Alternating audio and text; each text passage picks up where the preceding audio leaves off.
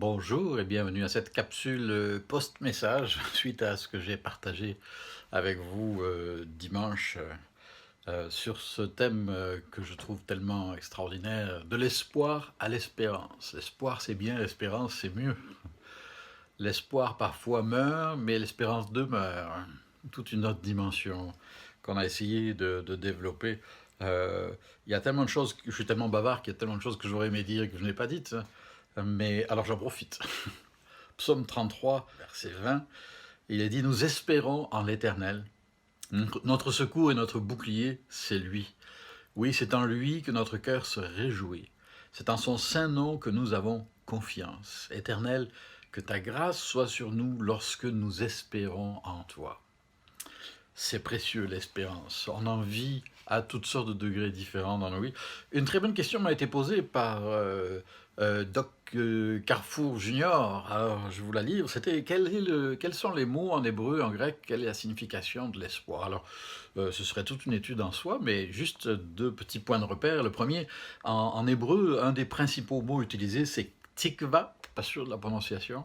Mais ce qui est très intéressant, c'est qu'à l'origine, ça veut dire une corde ou un cordon.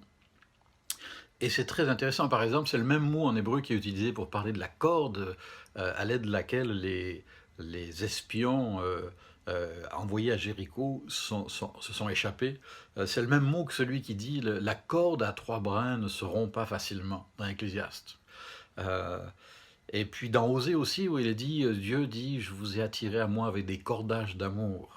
Et c'est très intéressant, je trouve, que ce même mot soit employé pour parler de l'espoir, l'espérance, une corde qui nous est lancée, tendue. En fait, le sens du mot, c'est le sens de l'attente, de compter sur quelque chose, d'avoir confiance en quelque chose que l'on désire. Et puis en grec, c'est-à-dire dans le Nouveau Testament, le mot c'est elpis, et ce mot signifie anticiper, généralement avec plaisir, quelque chose. Là aussi, il y a cette notion d'attente joyeuse et pleine de confiance. Et puis pour l'anecdote, moi j'ai grandi dans le Languedoc, dans le sud de la France, et ma tante, qui était très colorée dans son langage, parlait souvent un petit peu plus ou moins le patois, ou du moins le langage du coin. Parce que le mot espoir en français vient du latin. Et souvent, quand par exemple, moi je m'impatientais, parce que j'étais toujours trop pressé, elle me disait: Oh Dominique, Dom, comment m'appeler? Dom, espère, espère. Et espère, dans le langage familier un petit peu du sud de la France, ça veut dire, et d'autres régions, ça veut dire attends, en fait, ça veut dire exactement ça, comme d'ailleurs l'origine latine. Alors c'est intéressant. Espère, espère, attends. Euh, je crois qu'il y a toutes sortes d'attentes dans nos cœurs, et quand on pense à ceux qui souffrent dans le monde, en particulier, euh, s'attendre à Dieu, compter sur lui, sachant que lui saura en son temps intervenir. Je suis tombé sur ce témoignage bouleversant d'un pasteur de Wuhan, en Chine. C'était il y a près d'un an, donc en plein au pire de la crise du coronavirus là-bas. Et ce pasteur a écrit ceci: Nous devons rechercher la paix de Christ pour qu'elle règne dans les cœurs.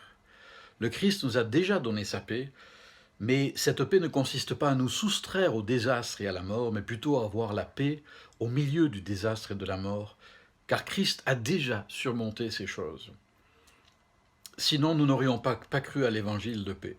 Nous devons donc rechercher la paix pour notre ville, la paix pour ceux qui sont affligés par cette maladie, chercher la paix pour le personnel médical qui lutte sur les lignes de front, chercher la paix pour chaque fonctionnaire du gouvernement à tous les niveaux, chercher la paix pour tous les habitants de Wuhan. Et nous pouvons, grâce au réseau en ligne, guider et réconforter nos amis et nos proches en leur rappelant que notre vie n'est pas entre nos mains et qu'ils doivent confier leur vie à Dieu qui est fidèle et vrai. C'est assez fort dans la mesure où ceci a été écrit et vécu en Chine, où la foi chrétienne est souvent malmenée. Alors j'ai trouvé que c'était intéressant en parlant d'être dans l'espoir, dans l'attente sereine en toute chose. Et puis un autre aspect aussi que j'ai esquivé dimanche, c'est tout ce que nous réserve l'espérance. Alors c'est un sujet inépuisable, mais l'espérance c'est la vie éternelle. C'est une demeure éternelle. Jésus a dit: je vais vous préparer une place. Un corps glorifié, transformé par la gloire, par la grâce de Dieu. Un nouveau ciel et une nouvelle terre. Voir Jésus face à face, nous le verrons tel qu'il est. La justice de Dieu sera accomplie, les morts seront jugés selon leurs œuvres. Ouf. Il n'y aura plus ni deuil, ni cri, ni douleur, ni larmes. Nous connaîtrons comme nous avons été connus. Et nous servirons et adorerons Dieu pour l'éternité. On ne passera pas notre temps à jouer de la harpe. D'ailleurs, ça prendra l'éternité pour apprendre, c'est vrai, mais on aura bien d'autres façons plus créatives et constructives encore de le servir. Alors, ça fait partie de notre espérance. Et qu'est-ce que ça change, diront certains? Certains diront, bah, ça ne change pas grand-chose. Bien si, ça change bien des choses.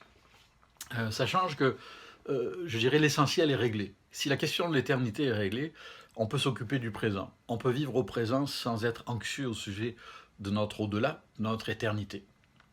On peut être plus serein pour affronter même la souffrance lorsqu'il le faut, sachant que Dieu nous y accompagnera. Il ne nous attend pas juste au bout du tunnel, il traverse le tunnel avec nous. Nous sommes prêts à mourir, mais aussi à vivre, et nous sommes moins crispés sur nous-mêmes, nos propres intérêts, nos propres tracas, parce que nous pouvons être disponibles pour être des ouvriers de paix, des agents de sérénité. Alors c'est ma prière pour vous, dans votre famille, dans votre entourage, et pour chacun d'entre nous. Il y a un verset magnifique dans Ésaïe 32, au verset 2, qui parle des serviteurs du roi qui, dans un temps à venir, seront chacun comme un abri contre le vent, un refuge contre l'orage, un cours d'eau sur un sol desséché, ou comme l'ombre d'un rocher massif dans un désert aride. Ce n'est pas de Dieu qu'il s'agit, c'est de ceux qui servent Dieu. Et c'est ce que Dieu veut faire à travers chacun d'entre nous.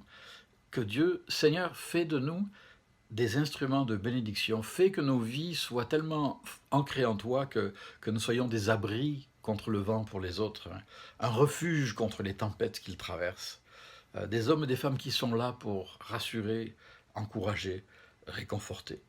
C'est ma prière pour vous et pour chacun d'entre nous. Seigneur, aide-nous à être ces instruments de bénédiction là où tu nous places, là où tu nous conduis.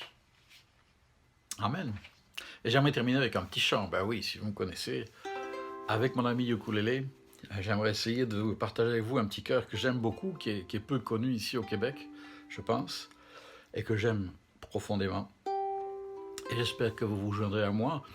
Si vous chantez faux, personne ne le saura, mais vous chantez sûrement très bien. Jésus, qui est comparable à toi. Jésus, tu es tout pour moi.